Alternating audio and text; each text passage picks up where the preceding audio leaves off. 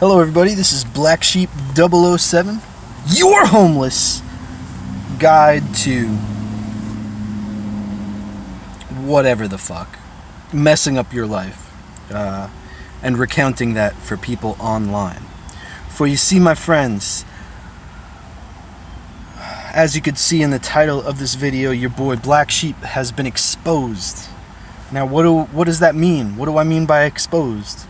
Well, it would seem that someone in a position of power that I work with has been watching what I've been making lately, which is fine.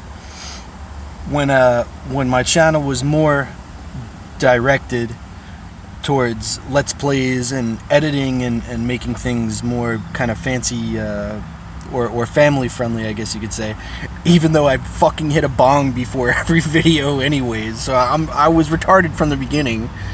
But yeah, so somebody in a position of power at my work has been viewing my material post my invite.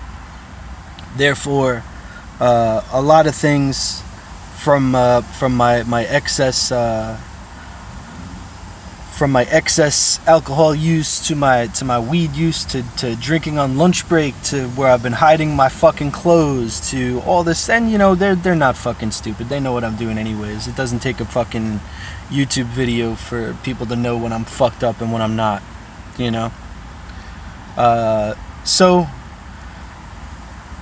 I pretty much have two choices. You know, I can either, because you can't block somebody. You can't block somebody from viewing your stuff. So I have two choices here. I can either delete the channel,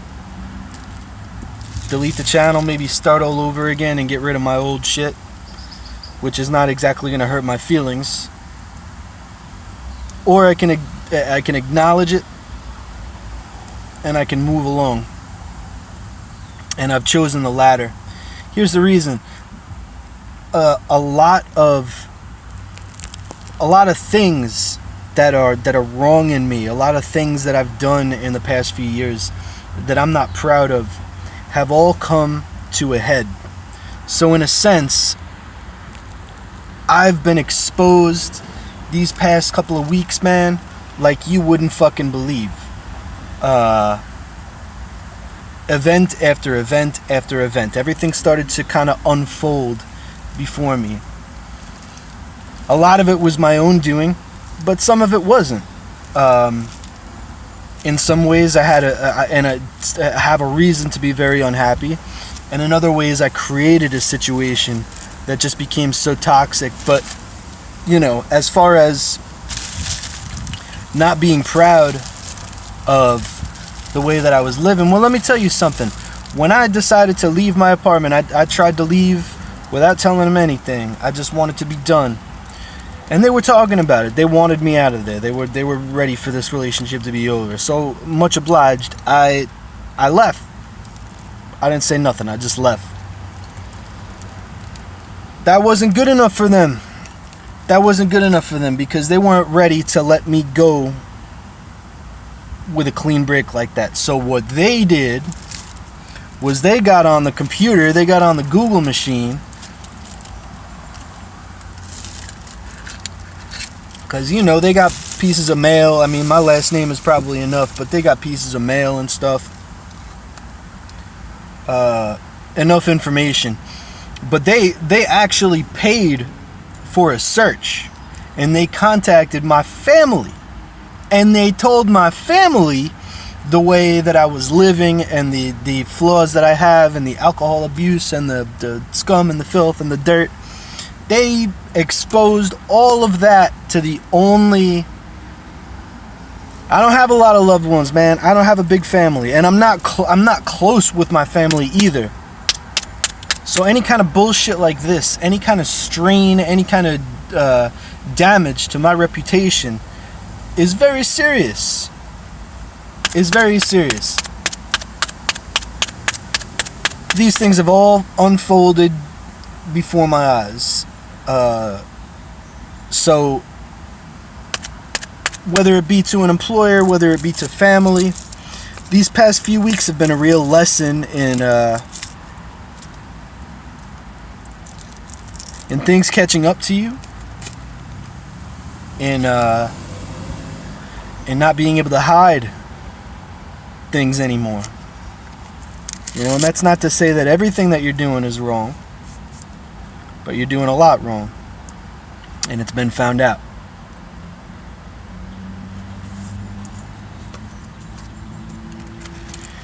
This isn't gonna reach a lot of people either. You know what I'm saying? It's not like I'm putting this on for 10K subscribers or something like that. You know, I got 72 guys, including my fucking my fucking manager. You know, nobody's watching. But here's the thing. You know, I take comfort in watching regular people speak honestly about what they're going through, whether it be good, whether it be bad. I want to ride the wave with somebody. Those are some of my favorite channels, just regular people talking about real stuff.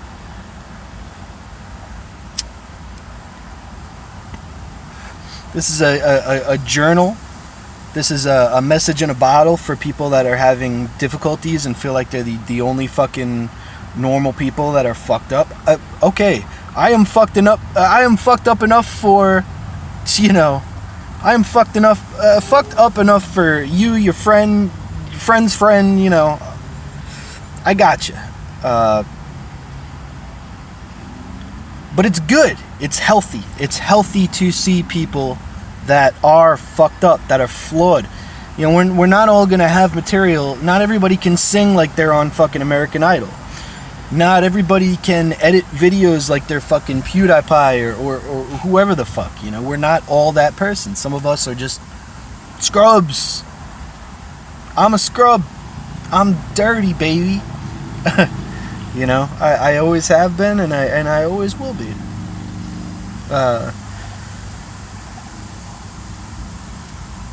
And I'm very much a loner. You know, I'm spending all my time alone in my truck, and I spend all day long at work in my own head, and completely in my own head.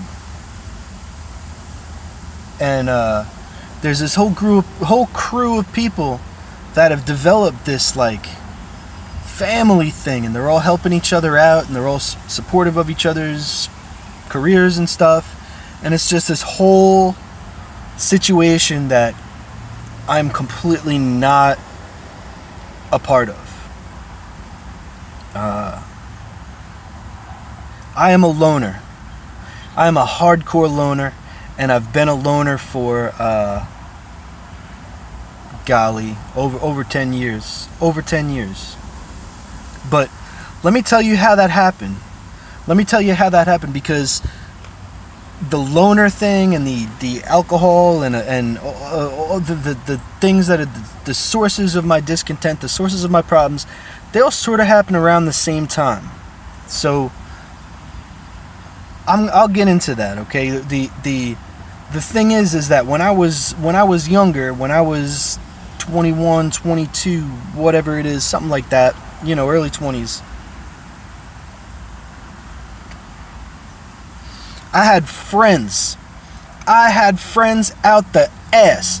There was never a time from the time I was 8 or 9 or 10 or whenever you're old enough to get on your bike and get out the fucking house, from that age to about 21, 22, 23, I was out and I was with people. I was never by myself. I had so many motherfucking friends, it was crazy. I used to walk down that hallway in school and dab hands, boom, boom, dab hands, all fucking day. I was the man. The fucking ladies loved me, the guys thought that I was cool, and I was fucking cool, man. But that all came to a change. That all came, as far as the social stuff, that all came to a screeching halt.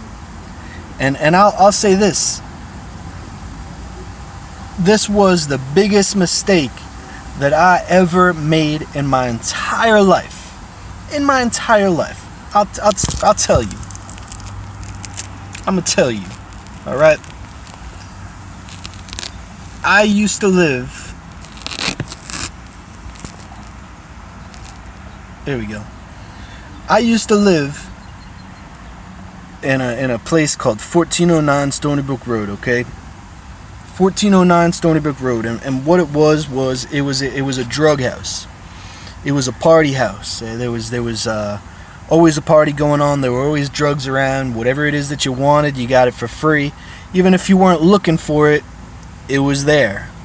And right around the time that I moved into this house, I was dating a girl named Jeannie. It's been forever. These people don't fucking remember me as well as I remember them. So, girl's name was Jeannie. I called her the little otter. You know, like the little semi-aquatic mammal or whatever. Because she was so cute. She had this little squiggly kind of nature about her. Real thin, straight brown hair, giant brown eyes. She had these naturally rosy cheeks that just made her look like she was kind of a blush all the time. She was a dreamboat, and she was in love with your boy. She was in love with me, man. She would have done anything for me, and I did her so dirty. But that's not really that's not what I'm getting at. Let me continue. Now, during this time, I obviously had drug problems, and I was obviously not thinking about the future at all. I was hanging out with real fucked up, on drugs people, hard drugs, and I wasn't really moving forward.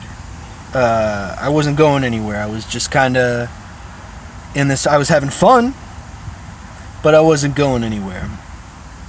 And my father is a big influence on me, man. You know, he always tries to steer me in the right direction, and it's always coming from the right place. Whether it's stuff that works out for me, it doesn't matter. He's always coming from the right place. Anyways, I met a girl. So I got a part-time job at Petco, right? And I met a girl named Stacy. Now, Stacy was much older than Jeannie was. Stacy was in her 30s. No, Stacy was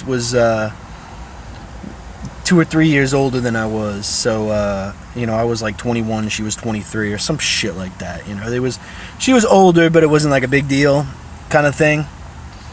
But what really is, Stacy wanted to get together, but and the reason that I did this, and the reason that I fucking broke Jeannie's heart, was because I was selfish, and because Stacy talked a big game, man.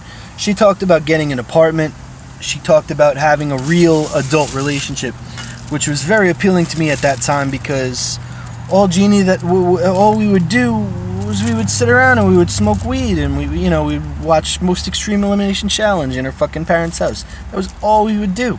We didn't get anything done. We didn't achieve anything. We weren't working. You know, she'd pose as my mom and call into my job and shit. So it just wasn't going anywhere. This was a mistake. So I started kicking it with Stacy. Now, Stacy doesn't like hard drugs, and Stacy doesn't like my hooligan friends, and I got a house full of them, man. So we start just doing the hanging out with the two of us kind of thing, you know.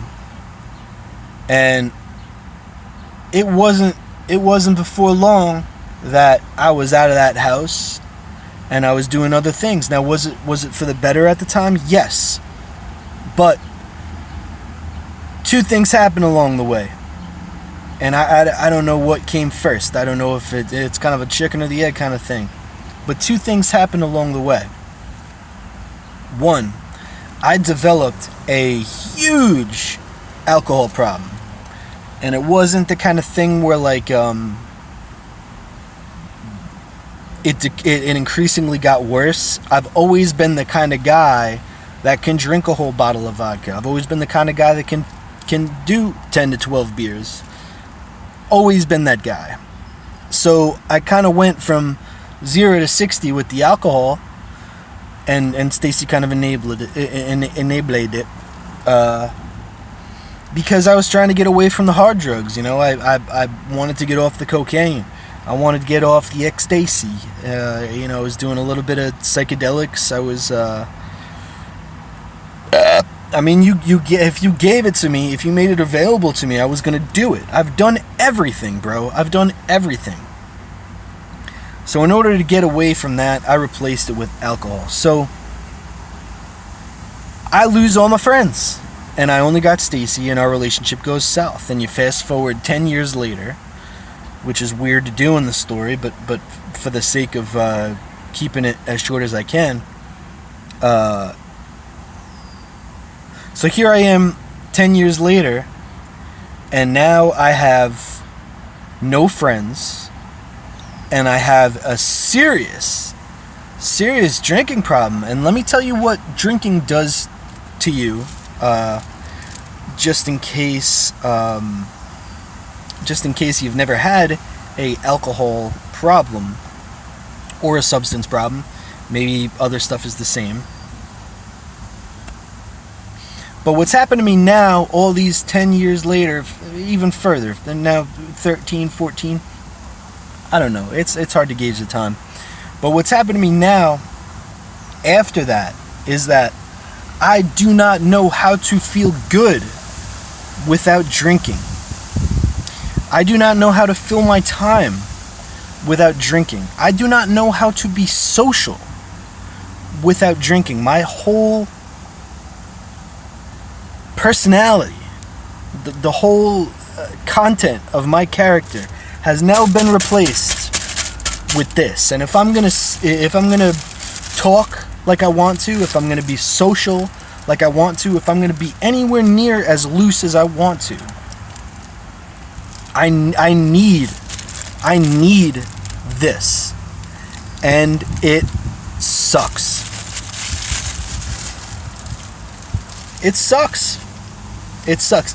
It's a use it or lose it thing in every sense of the word when it comes to interacting with other people, whether it be romantically. If you're not fucking, if you're not on the hunt, if you're not actively on the hunt, and you just hang it up and you say, whatever, I'm a loner, then it becomes virtually impossible. Now I'm at a point where I don't even know how to just how to conversate with a brother. You know what I'm saying? I know I had some great interviews this week, great from from self-enjoyment, perhaps not entertainment, but I've lost the whole everything that I am. I'm a shell of a person because of the bottle.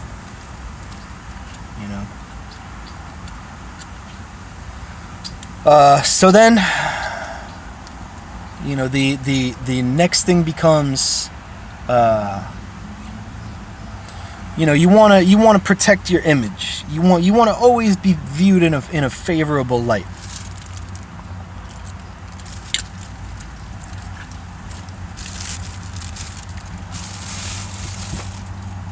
But sometimes you do so much damage through your hangovers, through your up and down moods, through your temperament, through your lack of friendliness, through your whatever it is,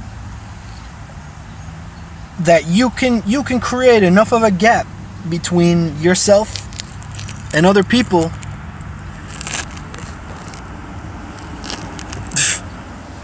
that it's too late. It's too late to fix it. You could be as nice and as personable and as professional as you want.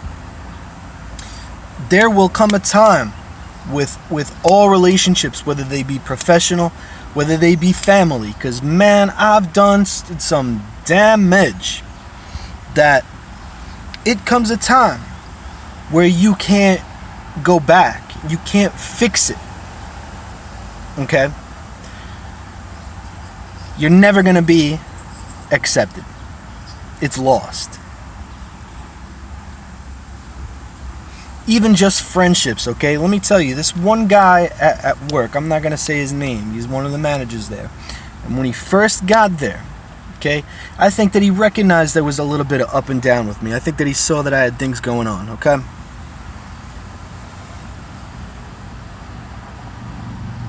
He asked me to go out so many times. So many times. You know, oh, hey, it's been a while since you've dated. Oh, man, you know what? I'm a great wingman. Why don't you come to the bar with me? Why don't you come to this? Why don't you come to that? Da-da-da-da. Why don't you come to my house?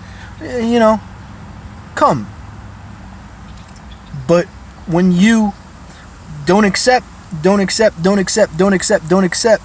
people stop putting effort into you. Okay? Do I think that there are things that make me an outcast that are good? Of course. There are things about me that make it a little bit lonely, and they're wonderful. You know, I don't want to be a 30-something-year-old guy wearing a fucking Marvel Heroes t-shirt. You know what I'm saying? It comes we have a generation of like man children. It's fucking like embarrassing. Are there things in me that are good, that make me an isolated person? Yes, absolutely. But there are things that are not good, that make me an isolated person, that I have to face, I have to admit, and I have to change.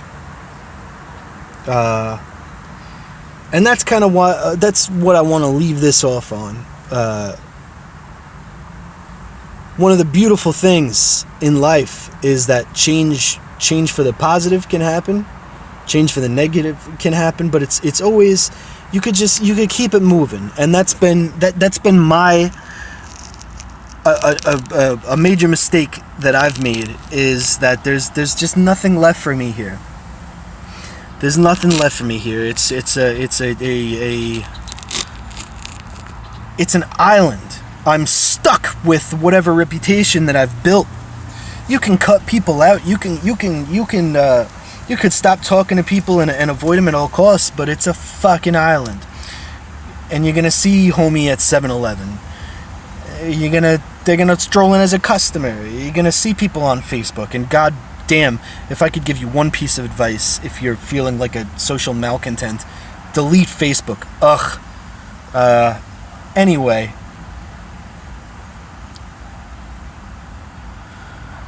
There comes a point where you gotta move on, where you need a fresh start, where you need to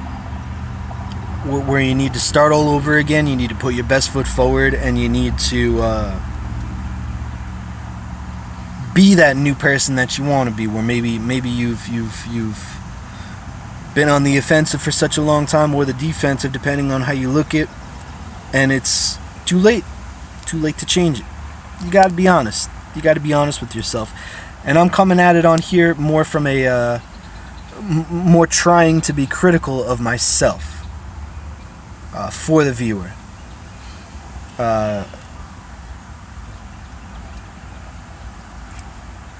I'm ready for a new start. You can have a new start. There's no way that you've made as many mistakes as I have. You want to go mistake for mistake? Let's have some dialogue. Please leave a comment. Please leave a thumbs up. Please leave a subscribe. I'm not shooting for the masses. I'm looking for the real ones. I'm looking for your average humans like me, baby. Be well. It's been excellent talking to you. Felt very good for me. I got a lot off my chest. Thank you for your time. Have a pleasant evening.